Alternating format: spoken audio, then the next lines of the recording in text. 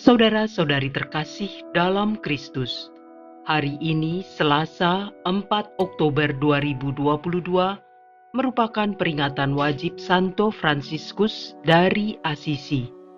Bacaan dibawakan oleh Innocentius Henry, Mazmur dilantunkan oleh Gregorius Jonathan, dan renungan ditulis oleh Pastor Bayu Edfra PR. Selamat menekuni Sabda Allah. Marilah kita semakin mengasihi, semakin peduli, dan bersaksi.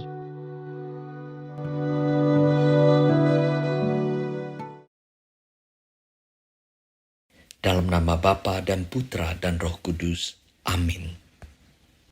Ya Bapa, Engkaulah sumber segala kebaikan. Engkau tahu apa yang terbaik bagi diri kami.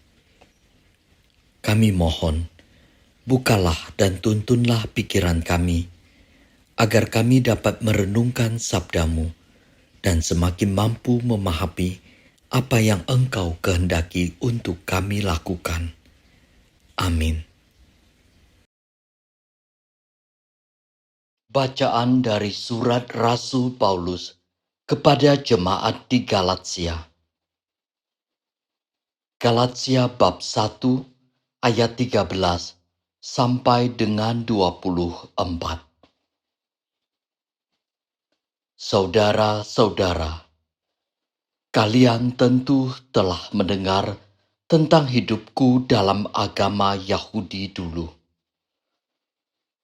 Tanpa batas, aku menganiaya jemaat Allah dan berusaha membinasakannya.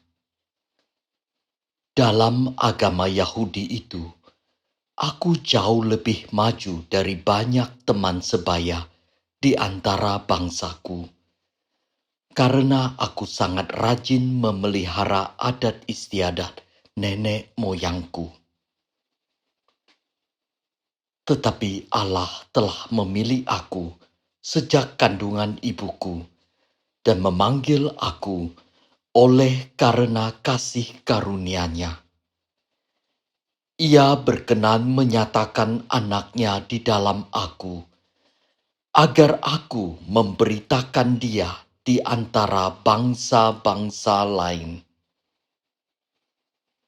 Pada waktu itu, sesaat pun aku tidak minta pertimbangan kepada manusia.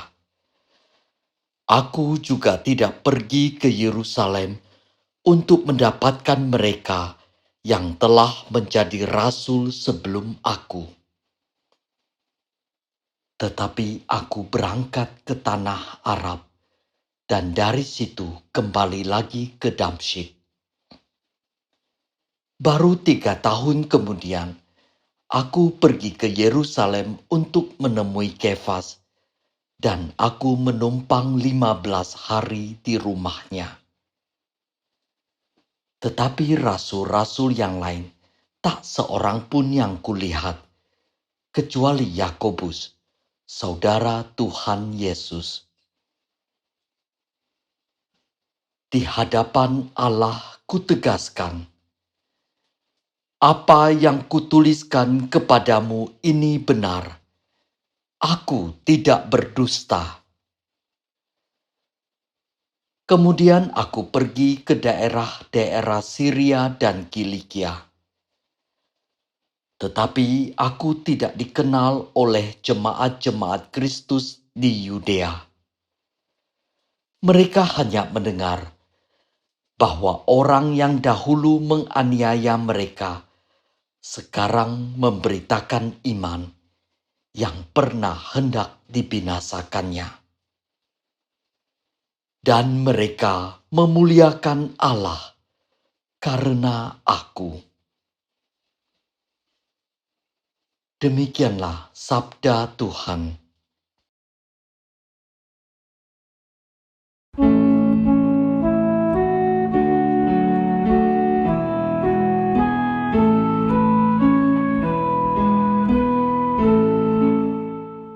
Ya Tuhan, Engkaulah bagian warisanku. Jagalah aku ya Allah, sebab padamu aku berlindung. Aku berkata kepada Tuhan, Engkaulah Tuhanku.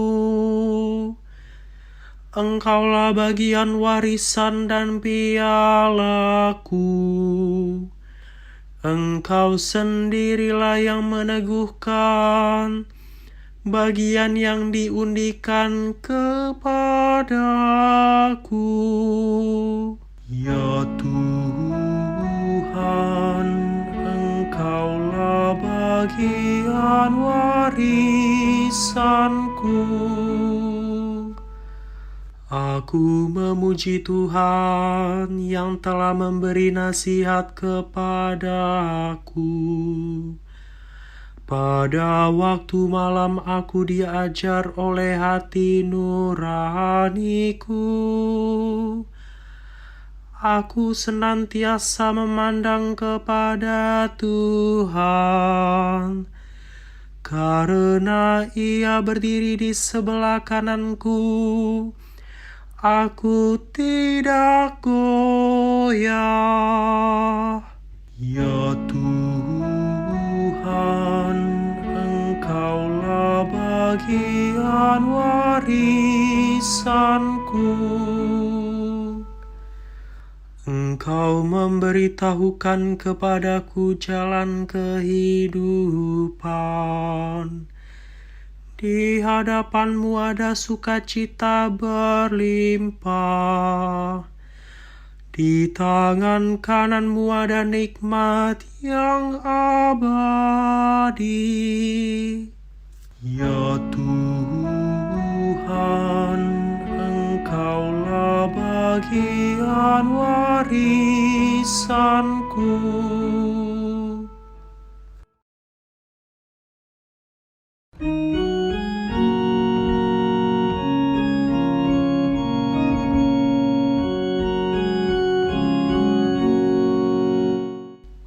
Alleluia, alleluia, alleluia. Aku bersyukur kepadamu Bapa, Tuhan langit dan bumi, sebab misteri kerajaan-Mu Kau nyatakan kepada orang kecil. Alleluia, alleluia, alleluia.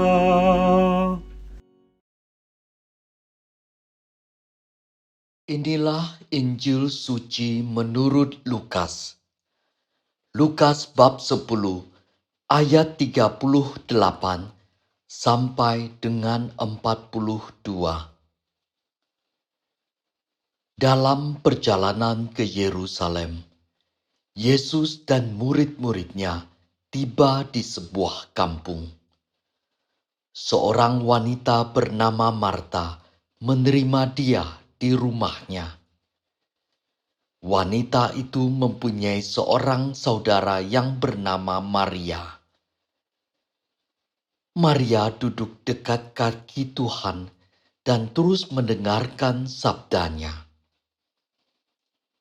Tetapi Marta sangat sibuk melayani. Ia mendekati Yesus dan berkata, "Tuhan, tidakkah Tuhan peduli bahwa saudariku membiarkan daku melayani seorang diri? Suruhlah dia membantu aku."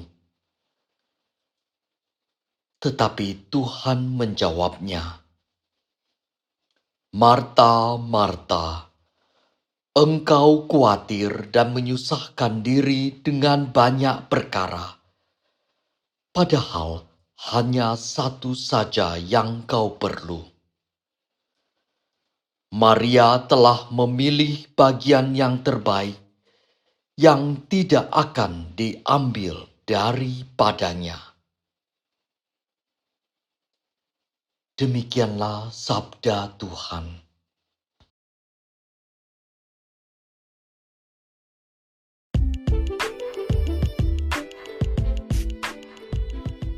memilih bagian yang terbaik. Renungan dibawakan oleh Innocentius Henry.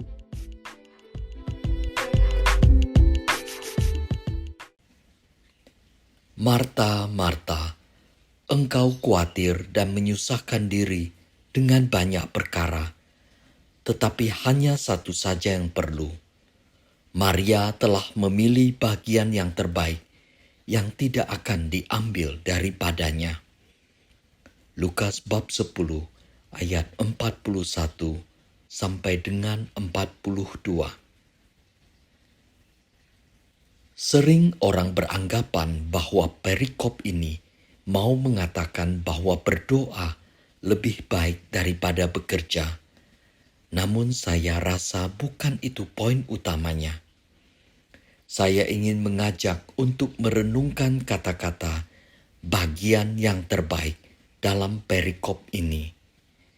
Inilah yang dimaksud Yesus dengan satu saja yang perlu, yaitu untuk memilih bagian yang terbaik. Artinya, ada bagian-bagian lain yang mungkin juga baik, tetapi bukanlah yang terbaik.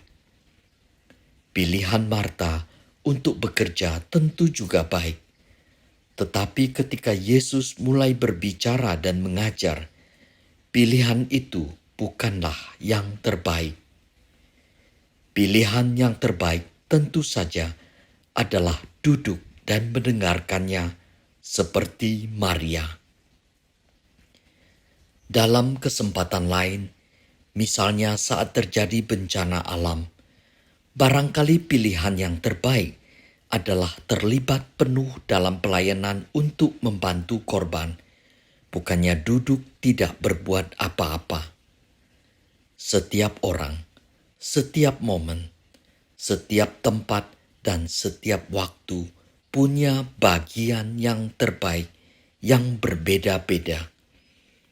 Artinya, dalam setiap kesempatan kita harus selalu bertanya kepada Tuhan, apakah bagian yang terbaik yang disediakan untuk kita dan harus kita ambil?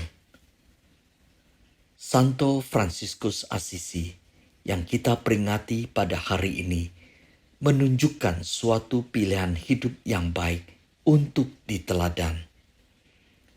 Ia sudah ditahbiskan sebagai seorang diakon, namun dengan rendah hati ia memilih untuk tetap menjadi diakon seumur hidup dan tidak ditahbiskan menjadi seorang imam, sekalipun kualitas kesucian hidupnya tentu sangat mencukupi untuk ditahbiskan menjadi seorang imam. Bagi banyak orang, menjadi seorang imam mungkin adalah bagian yang terbaik. Tetapi bagi Fransiskus, tetap menjadi diakon adalah bagian yang terbaik. Sebab tugas pelayanan kepada orang-orang miskin memang adalah salah satu tugas pokok seorang diakon. Dan Fransiskus merasakan panggilannya ada di situ. Meneladani Santo Fransiskus Assisi dan merenungkan sabda Yesus pada Marta dan Maria, marilah kita juga berusaha memahami apa bagian yang terbaik yang disediakan Tuhan bagi kita.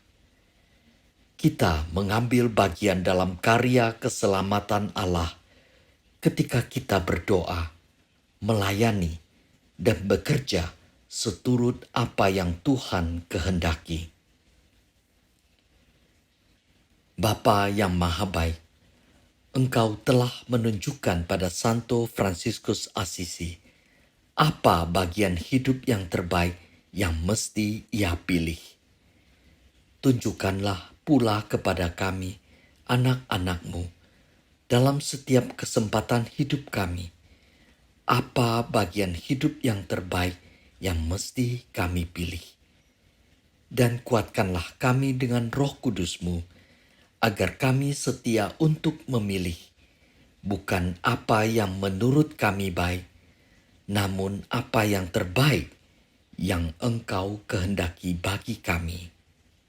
Amin. Dalam nama Bapa dan Putra dan Roh Kudus. Amin.